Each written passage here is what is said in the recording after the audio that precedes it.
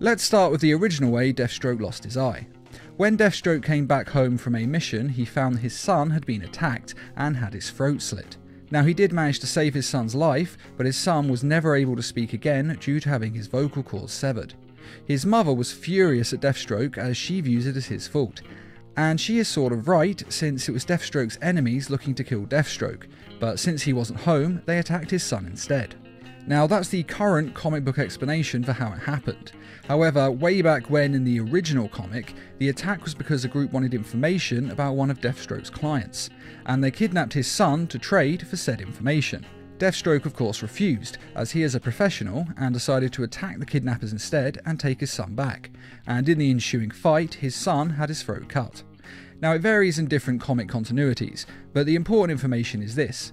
His son was attacked by Deathstroke's enemies because he is a mercenary, and as such he has a lot of enemies. And because of this attack, his son had his throat slit and was never able to talk again. And so Deathstroke's wife and mother of his son of course blames Deathstroke for this, and so she decides to shoot him. Now, he survives fine thanks to his healing abilities, but his eye is gone forever. Even his healing factor wasn't able to bring that back. Son of Batman. In this version of Deathstroke's character, he is a member of the League of Assassins, and was set to take over the League from Ra's al Ghul and marry his daughter, Talia al Ghul. That was until Ra's al Ghul discovered Batman, whom he considered to be the greatest warrior in the world, superior to Deathstroke in every way, and the perfect husband for his daughter and heir to the League of Assassins.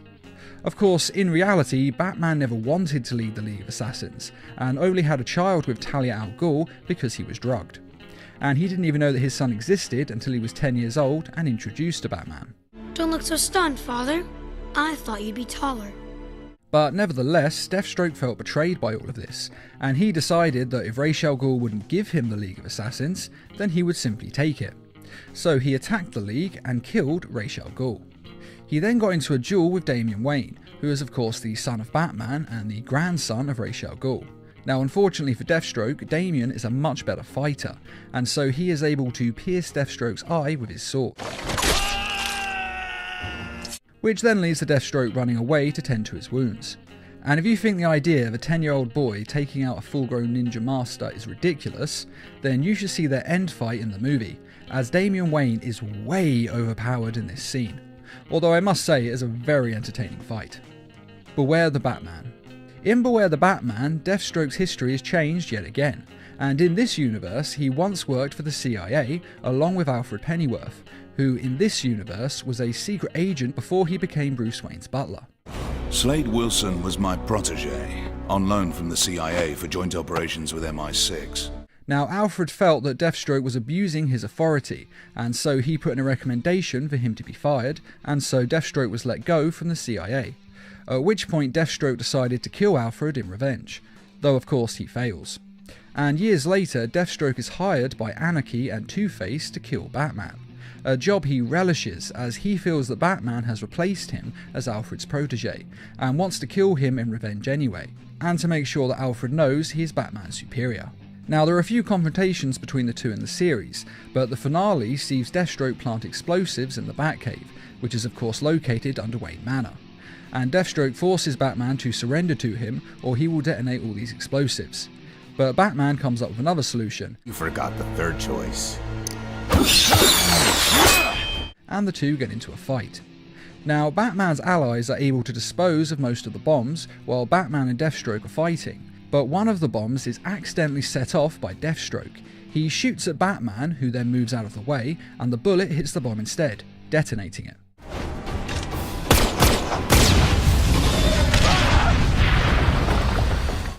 Now, Deathstroke survives the explosion, but his eye does not. Smallville. In this version of Deathstroke's character, he is an army general who is suspected of war crimes, though he was never actually charged for anything. And like his mainstream comic book character, he was subjected to experiments by the army that gave him an advanced healing factor. Now, when we meet him, he works for the government, creating a prison that can hold superpowered vigilantes. And during a confrontation with the League of Heroes, one of these facilities was blown up.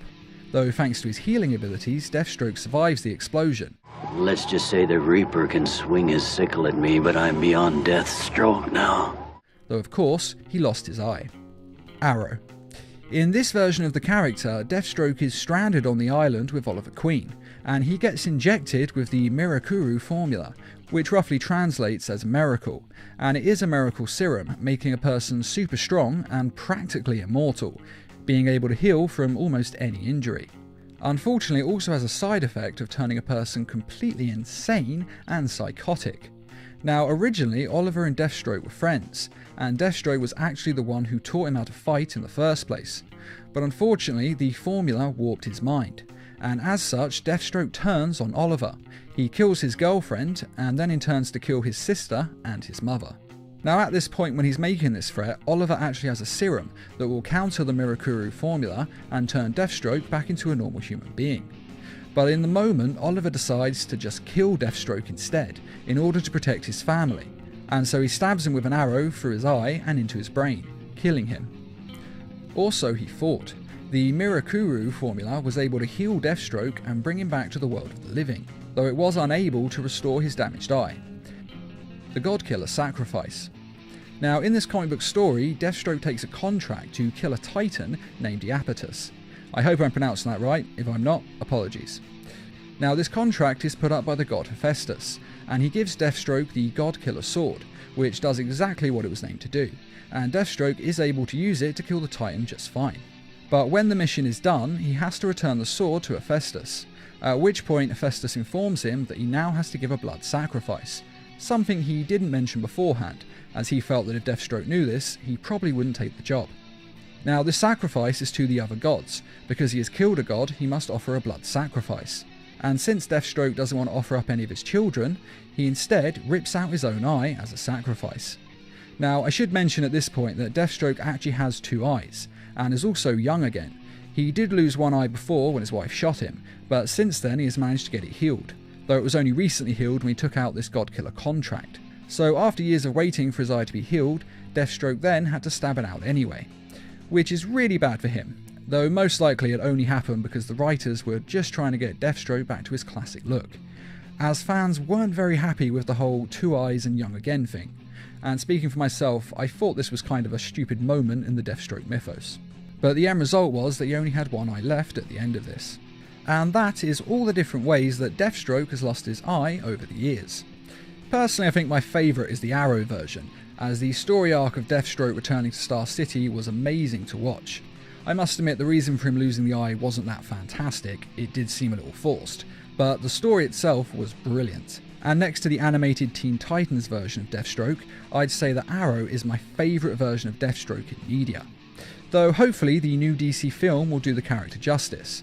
Though considering the quality of the most recent DC films, well, Arrow may end up being the best version we get. But here's hoping the Deathstroke film will be good. But what is your favourite way that Deathstroke lost his eye? And are there any other ways that he's lost it over the years that you think should have been on this list? Feel free to let us know in the comments, and I'd just like to say a quick thank you to those who made this video possible by donating to the Needlemass Productions page on Patreon. And as always, thanks for watching, and feel free to subscribe, share, like, and comment.